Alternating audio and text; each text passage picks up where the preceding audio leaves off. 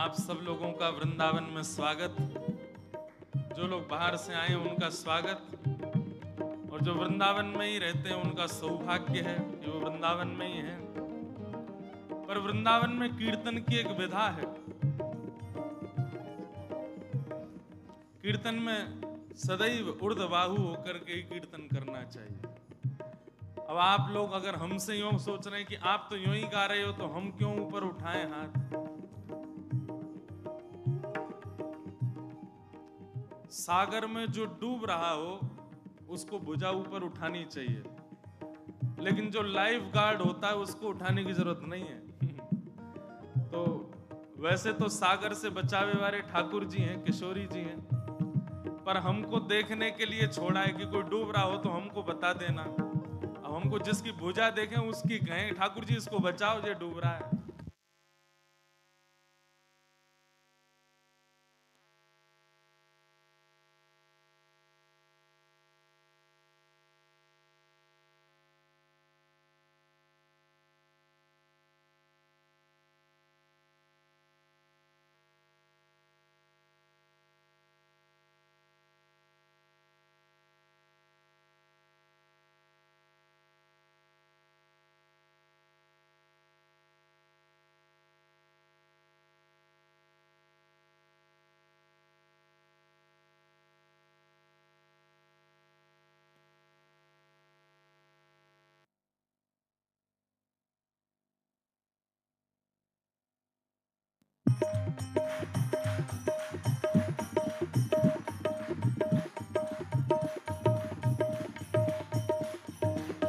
तो भगवान करे लाइट आवे ही नहीं है? बिना लाइट के बढ़िया हो आप लोग। तो भाव से बुर्धा उठा करके गाओ, जय राधे जय कृष्ण जय वृंदावन।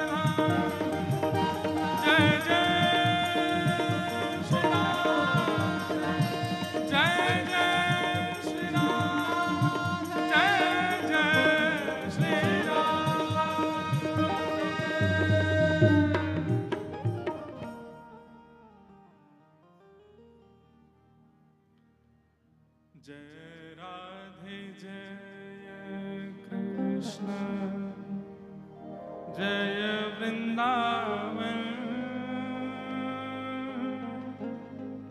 रसिक मुकुट मणि जय गोपी जन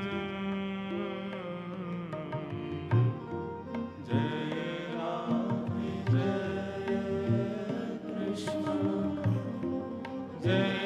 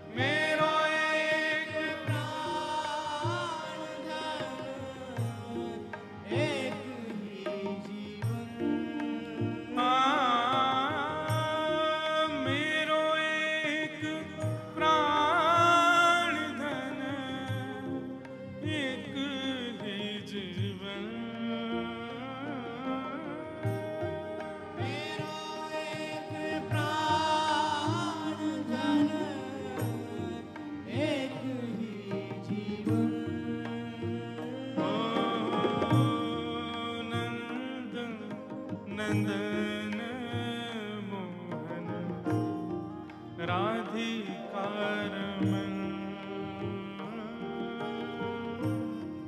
नंद नंदन मोहन राधिका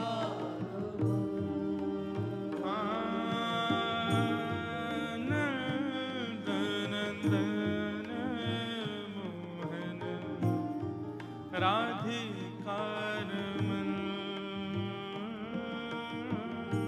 ओ नंद नंदन मोहन राधिका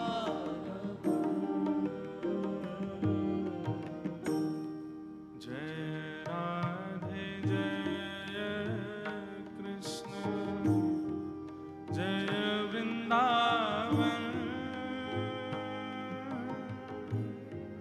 रसिक मुकुट मणि जय गोपी जन जय राधे जय कृष्ण जय वृंदावन रसिक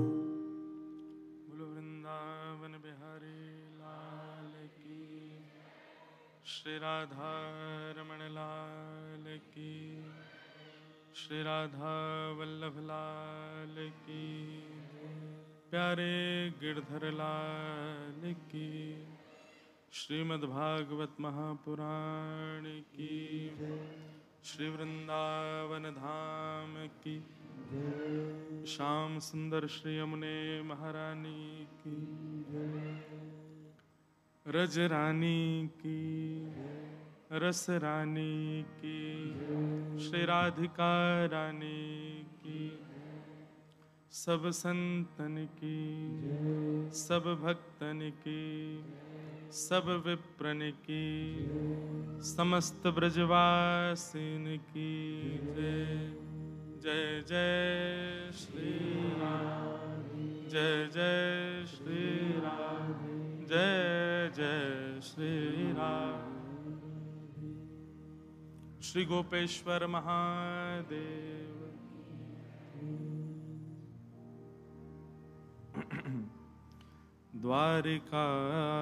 द्वारिकाधीश की परम मंगल में परात्पर अखिलेश्वर अकारण करुणा वरुणालय भक्तवांछा कल्पतरु तड़िद्वत विनिंदित पीतांबरधारी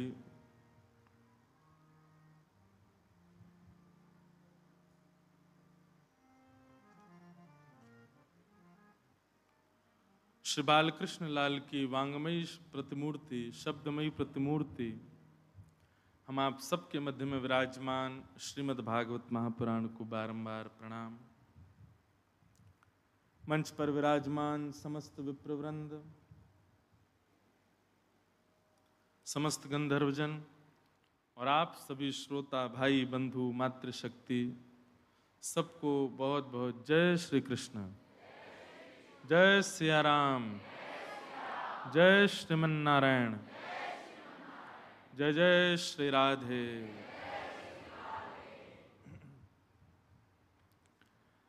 परम आनंद का अवसर हम आप सबके लिए उपस्थित हुआ है।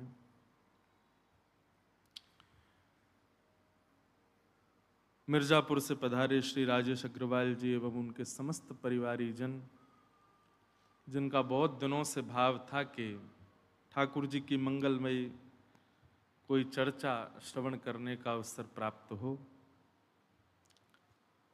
तो यह 5 दिवसीय अवसर बीच में खाली था और इसी अवसर पर ये कृष्ण लीलामृत रस कथा का भाव यहाँ पर उपस्थित हो रहा है, हम आप सब लोग श्रवण कर रहे हैं। नंदोत्सव का समय चल रहा है। कोई ऐसा नहीं है कि वृंदावन की अष्टमी आपको पता है वृंदावन में जन्माष्टमी विराम कब होती है? वृंदावन में जन्माष्टमी विराम होती है भाद्रपद की सप्तमी को। समझ में आई बात? अभी 26 तारीख को जन्माष्टमी शुरू हुई, अब अगले वर्ष की जन्माष्टमी से एक दिन पहले जन्माष्टमी पूरी होगी। वृंदावन की जन्माष्टमी कब पूरी होती है?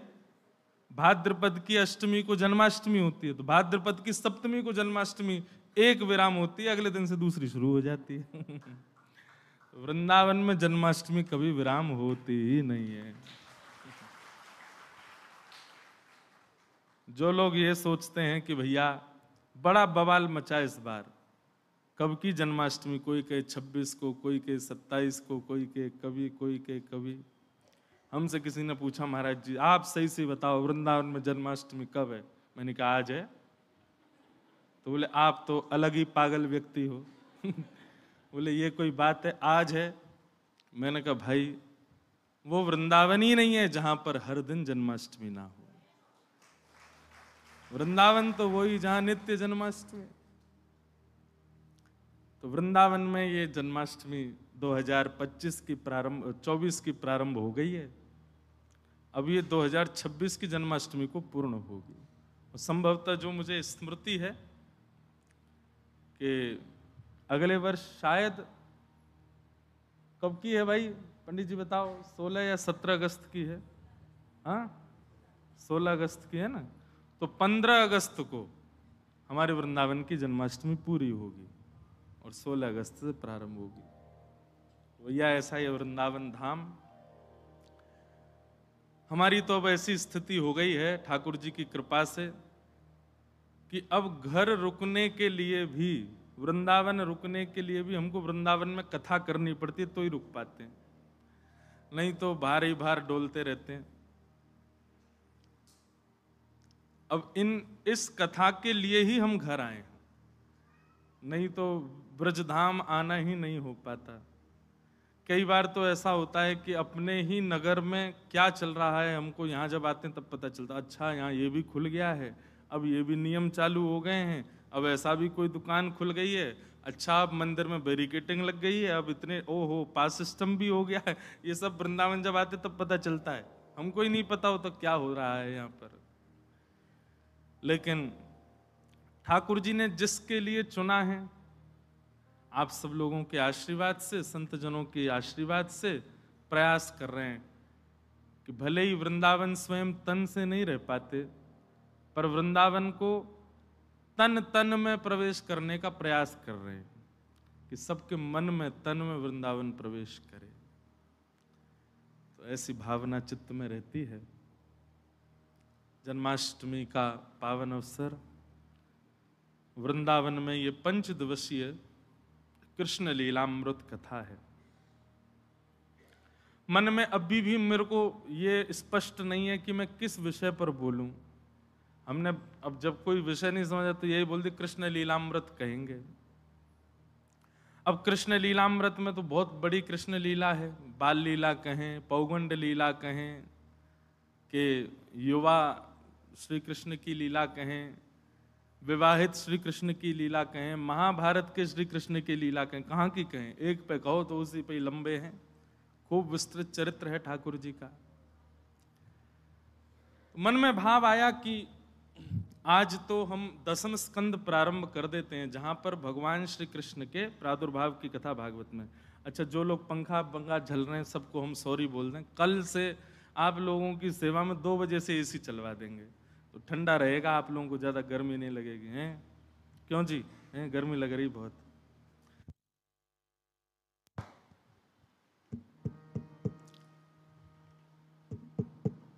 बोलो वृंदावन बिहारी लाल। देखो, श्रोताओं को भी वक्ता की तरह होना चाहिए। हम अपना इसी संग लेके चलते हैं, आप भी अपना लाओ संग लेकर के चलो। हम कहीं कथा करने जाते अपना संग लेके चलते, भैया कहीं व्यवस्था नहीं मिले तो हम कम से कम कथा सुनाने के बीच ये रहे तो चले आए काम। लेकिन आज के लिए थोड़ी सी असुविधा है, चल तो गए हैं पर ठंडा करने में समय लगे। कल से ये 1 बजे से ही चल जाएंगे, तो आप आओगे तो बिल्कुल महाराज ऐसा लगे बद्रीनाथ में ही आ गए हो हैं। तो व्यवस्थित, वाह, खूब आनंद से हम लोग चर्चा करेंगे 5 दिन तक। कोई ऐसा नियम, कोई ऐसा क्रम, कोई ऐसी बाध्यता नहीं है कि यहां तक कथा पहुंचानी है, ये क्रम कहना है, इसको पूरा करना है, ये उत्सव। हाँ, अगर हमारा मन हुआ तो शायद कल हम कृष्ण जन्मोत्सव करें कथा में। तो कल ठाकुर जी का प्रादुर्भाव उत्सव कर देंगे, उसके बाद में फिर ब्रज की प्रधानता लीलाओं की रखेंगे। अधिकतर लोगों के मन में एक प्रश्न संशय रहता है भगवान की कलाओं के बारे में जानने की। ठाकुर जी में कितनी कला है, उन कलाओं का मतलब क्या है। अनेक अनेक भाव विचारधाराएं हैं, उनके विस्तार में हम कल से जाएंगे कि ठाकुर जी की कितनी कलाएं हैं, उन कलाओं का भाव क्या है, उन कलाओं में क्या करना है। वैसे हमने एक श्रेष्ठ जन के मुख से सुना, अभी कुछ हुआ भैया, ये ठीक करो। ठाकुर जी की कला में से कम 5 कलाएं तो मानव के अंदर आनी ही चाहिए। तो कल से, आज तो प्रथम दिन है, भूमिका हम लोग सुनेंगे, थोड़ी बहुत चर्चा करेंगे। कल से आप सब लोग एक कॉपी पेन लेकर के बैठना कथा में, और ठाकुर जी की कलाओं के ऊपर चर्चा होगी। उन्हीं कलाओं के विस्तारीकरण में फिर लीला सुनेंगे।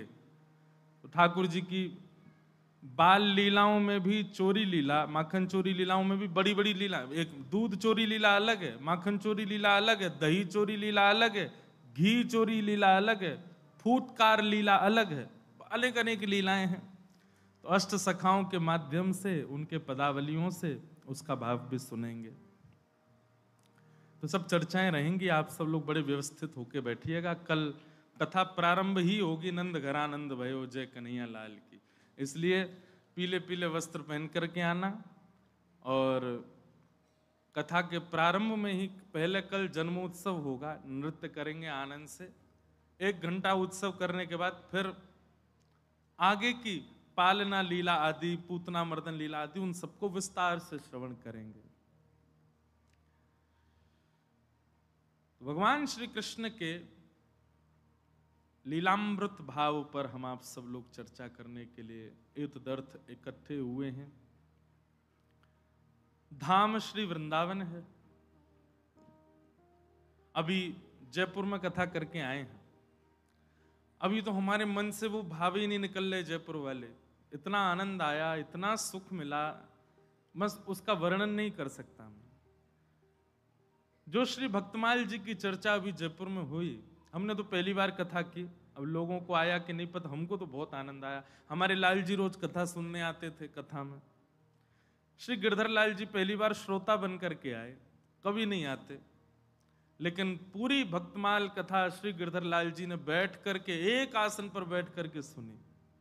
और आप लोगों को हम क्या बताएं, हमने पहली बार अपने श्री गिरधर लाल जी के प्रश्वेत के बिंदुओं का दर्शन किया। पसीना आए ठाकुर जी को। क्यों? अब वहां क्या था कि वहां भी ऐसे ही था, पंडाल बहुत सुंदर, स्थान बहुत, पर गर्मी तो थी। एसी बस व्यास जी को लगा हुआ था, वो भी हम लेके चलते हैं संग अपना।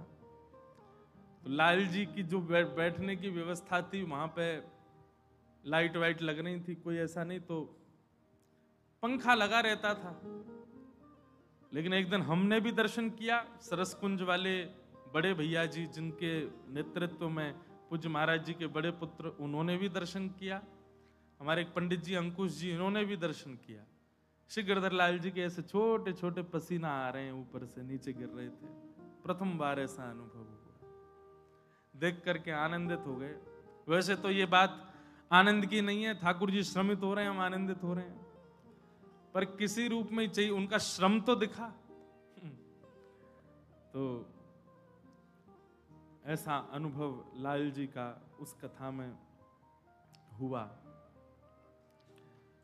रसिक त्रिवेणी पर चर्चा हुई। स्वामी श्री हरिदास जी महाराज, हित हरिवंश महाप्रभु और श्री हरिराम व्यास, इन तीन भावों को लेकर के प्रथम बार भक्तमाल जी की चर्चा वहां हुई।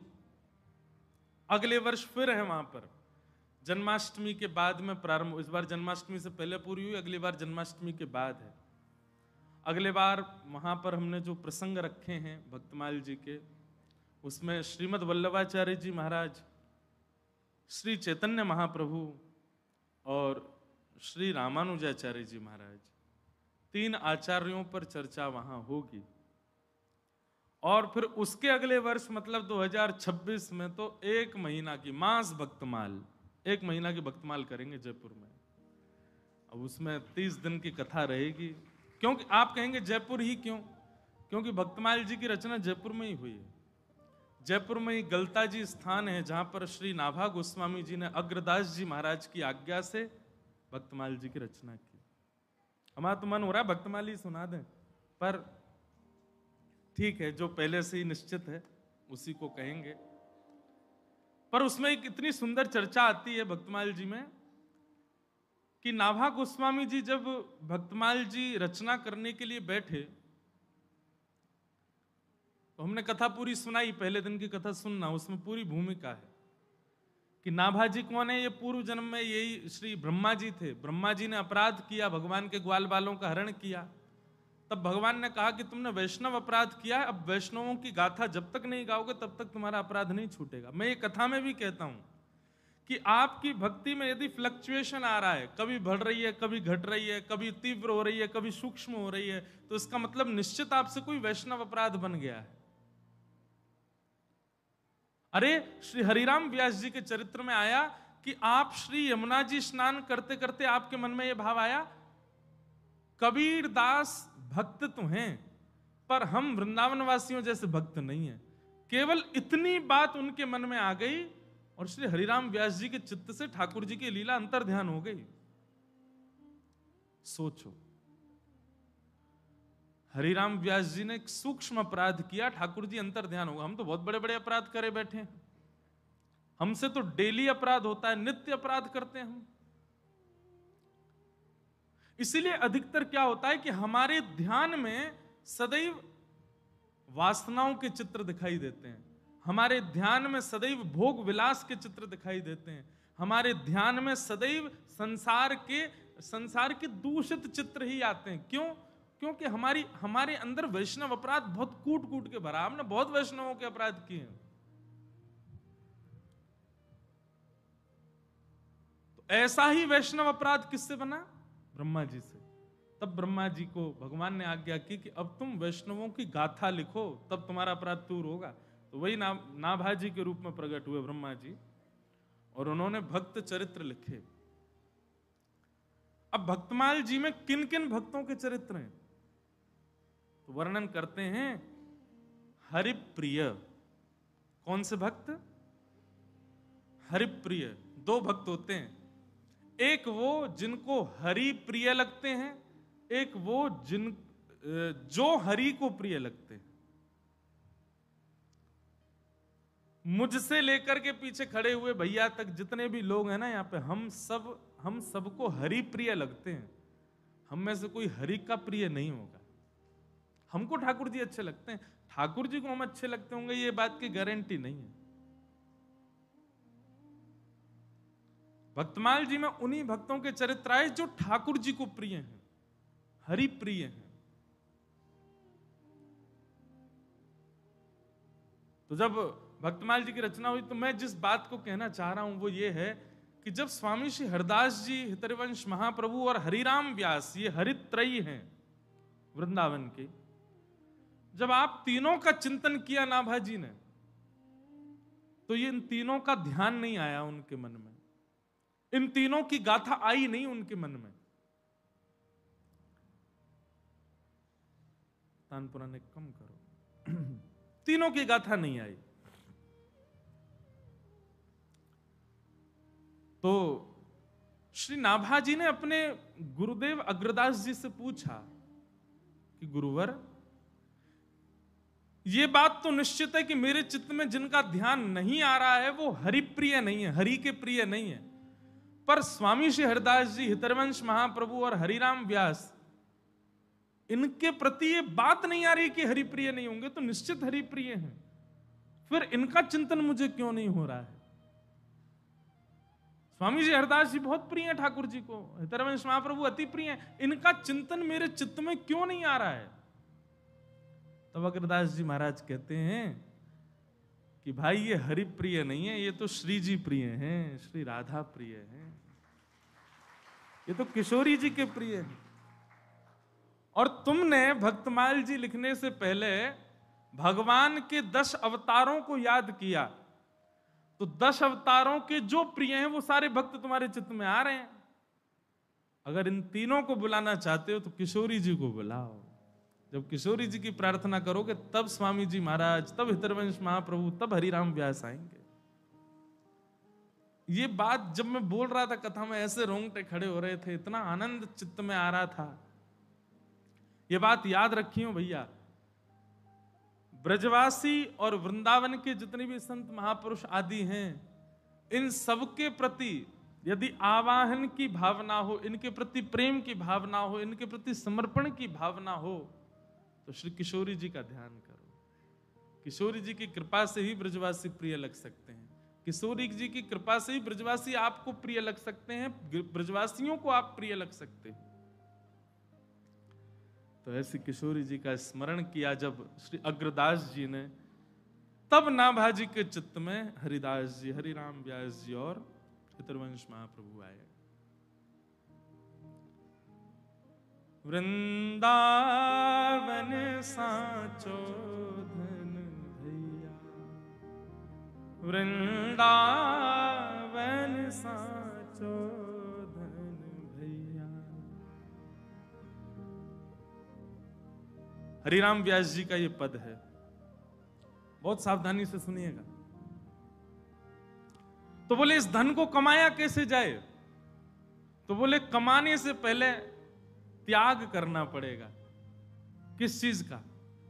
हरिराम व्यास जी कहते हैं, कनक कूट कोटिक लगत जिए, भजिए कुंवर कन्हैया। कनक कूट कोटिक लगत जिए, भजिए कुंवर कन्हैया। जितनों है पास, जितनों संग्रह कर रखो है अपने पास में, भैया ब्रज भाषा में कथा होगी ना, ध्यान से सुनियो। जितनों इकट्ठो कर रखो है, जितनों संग्रह कर रखो है, जितनी जमा पूंजी है, ऐसा नहीं कह रहे हैं कि बाको लुटा दो, उनके प्रति जो ममता है जब तक वो रहेगी तब तक आप वृंदावन को नहीं कमा सकते। समझ में आई बात? वृंदावन को समझना बहुत ऊंची बात है भैया, सिर तो भले ही हिला दोगे, समझ में आ जाए, बहुत बड़ी बात है। आपके पास जो कुछ भी है, गाड़ी है, घोड़ा है, घर है, पत्नी है, पति है, बच्चे हैं, धन है, संपदा है, सबको रखो, पर सबके प्रति जब तक ममत्व नष्ट नहीं होगा तब तक वृंदावन नहीं कमा सकते आप। वृंदावन में आए हैं, वृंदावन को भज रहे हैं, वृंदावन को सुन रहे हैं, और उसके बाद भी अन्य भावों की चिंता लगी हुई है, वृंदावन नहीं कमा पाओगे। हरिराम व्यास जी कहते हैं, कनक कूट कोटिक लग तजिए, भजिए कुंवर कन्हैया। अरे मेरु पर्वत के समान स्वर्ण भी मिल जाए, उसका भी त्याग करो, तब वृंदावन आएगा चित्त में। वृंदावन बिना त्याग के नहीं आ सकता। बिना किसी को छोड़े, बिना किसी का त्याग किए, बिना ममत्व के नष्ट किए वृंदावन नहीं आ सकता चित्त में। आप सोचो कि एक पाम बंबई में भी रहो आए, दूसरों वृंदावन में धल लें, गिर जाओगे। सदा एक के ही रहो, या तो दुनिया के ही रहो या वृंदावन के ही रहो। कनक कूट कोटिक लग तजिए, भजिए कुंवर कन्हैया। जहां श्री राधा चरण रेणु की, कमला लेत भलैया। आतुर वन में व्यास पुकारे, आतुर वन में व्यास पुकारे, है कोई रसिक सुनैया, है कोई रसिक सुनैया। वृंदावन साचो धन भैया, वृंदावन साचो धन भैया। तो कृष्ण लीला रसामृत के साथ साथ वृंदावन रसामृत भी चलेगा। 5 दिन तक वृंदावन महिमा भी चलती रहेगी, ब्रजरज की महिमा भी चलेगी, यमुना जी की महिमा भी, और जो जो आ पाएंगे सबन को बुलावेंगे। तो सब भावों से युक्त एक कथा रहेगी। आइए आज 10वें स्कंद का प्रारंभ करते हैं, जहां पर संपूर्ण भगवान की लीलाओं का वर्णन किया गया है। उसकी भूमिका सुन करके फिर कृष्ण जन्मोत्सव कल मनाएंगे कथा। बोलो वृंदावन बिहारी लाल की जय।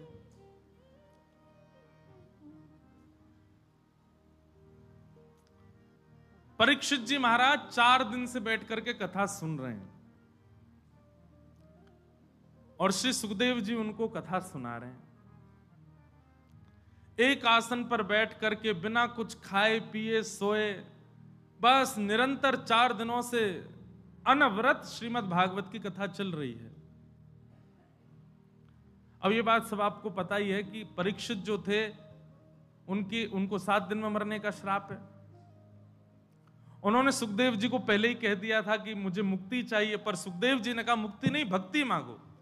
तो सुखदेव जी के कहने पर उन्होंने मुक्ति छोड़ भक्ति मांगी, भक्ति की याचना की, और अब वो भक्ति की याचना से भागवत की कथा सुन रहे हैं। सबकी कथा विस्तार से सुनाते सुनाते सुनाते सुनाते जैसे ही श्री सुखदेव जी महाराज कृष्ण लीला सुनाने लगे, कृष्ण लीला में प्रवेश करते ही सुखदेव जी ने एक परीक्षा ली। बहुत ध्यान से सुनिएगा। वो गुरु ही नहीं जो परीक्षा ना लेता हो। गुरु कौन? जो परीक्षा लेता हो, समय समय पर आपके भावों को देखता रहता हो, वो गुरु। हमसे कई लोग पीछे पड़े हैं, हमको गुरु दीक्षा दे दो महाराज जी, गुरु दीक्षा आप कब देना शुरू करोगे, कब प्रारंभ होगा, कब। हम इसलिए दीक्षा नहीं दे रहे, 2-3 कारण हैं। पहली तो अंदर से भाव ही नहीं आ रहा अभी तो कि हम दीक्षा दें। दूसरी बात, हम दीक्षा देंगे तो फिर बड़े नियम कानून बना देंगे, हमारे भी रहेंगे, हम भी फिर ऐसे ऊधम नहीं मचाएंगे, हम भी फिर भैया भाव में ही रहा करेंगे। क्योंकि शिष्य जितने ज्यादा होते चले जाएंगे, गुरु को उतना भजन बढ़ाना चाहिए। अभी हमारे अंदर बाल बुद्धि है, हम ऊधम करते हैं, खेल कूद करते हैं, इधर उधर कथा करने जाते हैं, और गुरु बन जाएंगे तो फिर हमको भी नियम से रहना पड़ेगा। भाई इतने शिष्य हो गए, जितने शिष्य बढ़ेंगे उतनी माला बढ़ानी पड़ेंगी। और हमको पता है जिस दिन घोषणा होगी कि हम दीक्षा दे रहे हैं, उसी दिन इतनी माला बढ़ जानी है हमारी, अध्ययन आदि नहीं कर पाएंगे। तो ये एक कारण। दूसरी बात, तीसरी बात, हम गुरु बनेंगे तो फिर भैया स्ट्रिक्ट वाले बनेंगे। हर गुरु पूर्णिमा पे फिर हमको चेकिंग चाहिए, कितनी माला जपते हो, कितना नाम जपते हो, तिलक अभी तुम श्री लगाते हैं, फिर उसके बाद पूरा तिलक लगाएंगे, द्वादश तिलक लगा के बैठना पड़ेगा, बड़े नियम कानून रहेंगे। अभी हमारा अध्ययन में ज्यादा मन लगता है, इसलिए हम गुरु दीक्षा नहीं देते। और फिर शिष्य भी जो आएंगे, सबकी लाइन लगा कॉपी दिखाओ, कितना होमवर्क किया साल भर में, कितना नाम जप रोज करते हो, कितनी गुरुमाला रोज करते हो, नियम का पालन करते हो कि नहीं करते हो। सौगंध दे दे करके दीक्षा देंगे, आधे ने तो आज ही गुरु बदल दिए होंगे, इनसे नहीं लेनी है। सौगंध दे दे करके दीक्षा देंगे, सौगंध है तुमको, पत्नी को पति की दे देंगे, पति को पत्नी की दे देंगे। अगर तुमने ये काम किए तो सौगंध है एक दूसरे की, ये करने ही नहीं है। अब इतनी कमर कस के बैठे हो तो आना, फिर देंगे दीक्षा। तो पूरा नियम कानून रहेगा।